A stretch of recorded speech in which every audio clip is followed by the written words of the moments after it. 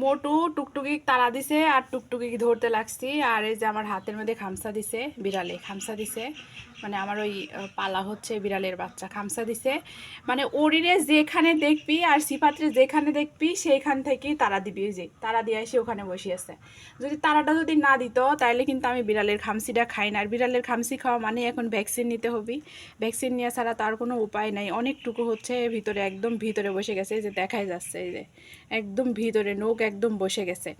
আর এটা তো মানে বিড়ালের সাথে যে এরকম করবি আমি বুঝতেই পারিনি যে বিড়ালের সাথে এরকম করবি। মানে বিড়াল দেখলেই কেমন জানি পাগল হয়ে যাচ্ছে, একদম ফস ফস করে উঠে আর তারা মারে। বল আব্বু, যদি বিড়ালে তারা না দিত তাহলে আমার এই খামসিটা খাওয়া লাগতো না। কতখানি দেখো, কতখানি খামসি দিছে, চামড়া একবার উঠে গেছে, চামড়া উঠে গেছে, এখন রক্ত বের হইলেই সারছে।